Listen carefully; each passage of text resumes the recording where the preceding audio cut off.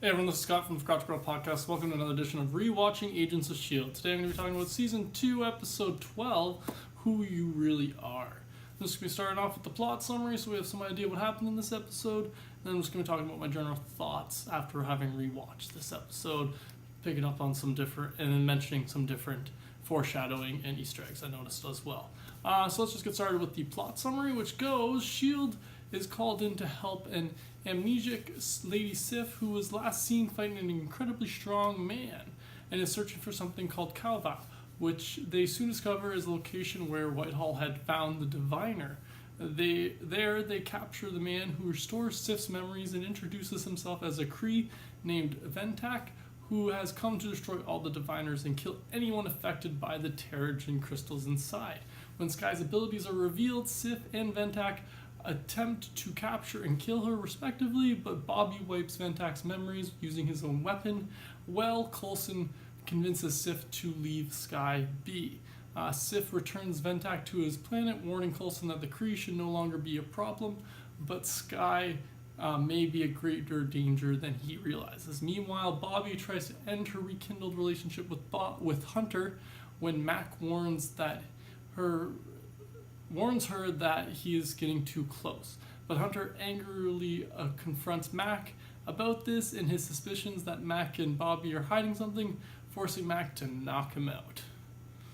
Yeah, so that's the plot summary. I really enjoyed this episode because we got Lady Sif coming back. I always like these kind of random connections. I like that they brought her back and in a way that helped kind of explain a lot of the kind of background alien stuff involved with, Sky getting her powers and stuff, because we've gotten little pieces of this throughout the season and the previous season, but we never got like complete answers from the source, meaning the Kree weren't telling us how this all went down. And that's what happened in this episode, which I really enjoyed, and the fact that they bring Lady Sif in as kind of the tie-in between those, to kind of help S.h.i.e.L.D. kind of make the connection to it. So I enjoyed that aspect of this episode, and that we got all these answers to a lot of the questions. Well, the fact that we're watching, there's not as much questions, but you gotta get more definitive answers about the different things with the Terrigen crystals, the fact that they're called Terrigen crystals. I think this is the first time in the show they're referred to as that, but I can't be 100% sure about that. But yeah, so I really enjoyed that aspect of this. I thought it was cool that they had the Kree guy be blue for a bit, but they also had a trick to have him not, so they didn't have to paint him all the time. Way to get around that, guys. What else did I like about this episode? Obviously, I like Lady Sif. I like that she mentions that, it's Heimdall who first saw the Kree on. I like that connection of, he's still watching over all the realms. Not four, there's more than four. But he's watching all the realms, and that's why he went, and that Odin's the one that sent her. So I like that, just those little nods, those little connections. Like, obviously, it's not that hard of a connection considering Lady Sif is from from Asgard, so it makes sense. I just enjoy that kind of stuff. What else did I enjoy about this episode that I write down? Okay, we have to see Sky having trouble controlling her powers in this, even though I feel like in this first episode, we're not even, she's not seeing it as having powers yet. She sees it as just kind of the negative effects of her having gone through this change, not as much of a gift or a power yet. She just sees it as, every time I get upset, the earth quakes. That's right, I went there. But yeah, I still enjoy kind of how she's kind of dealing with it, especially the way it kind of, how we end off with her, which is her, first icing herself so that she doesn't end up bringing the whole base down, and then, her moving herself into the isolation chamber so that she can kind of protect the rest of the team from her not being able to control this ability yet. And so I just really enjoy that. I like that she didn't just immediately have control of the powers, and I like that she's kind of struggling with it.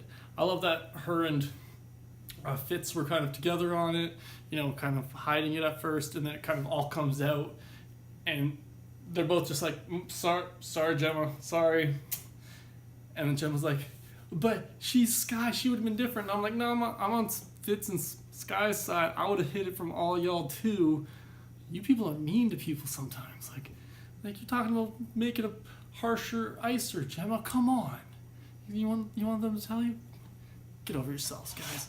What else did I enjoy about this? Terrigenesis explained by the Kree. Yeah, I already mentioned how I enjoyed just the backstory kind of getting confirmed between those two.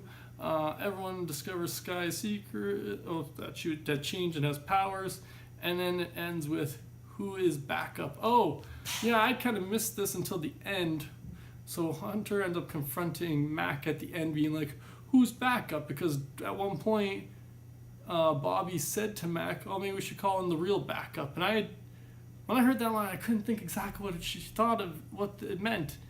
And then at the end, obviously, it means it's the connection to real S.h.i.e.L.D.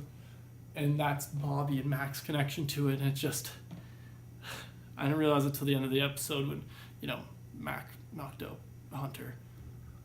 Yeah, which is, I still thought it was a little funny. It's really funny that this season Mac is such a, he's violent in this season, whereas seasons after he becomes a little bit more of a puppy dog. Like this episode alone, he struck a couple people. So I just find that an interesting point. But yeah, that's all the things I had written down for this episode, all the things I noticed and enjoyed. What did you guys like about this in particular episode? What did you not like? Let me know in the comments below. Thanks for joining me again. Have a good one.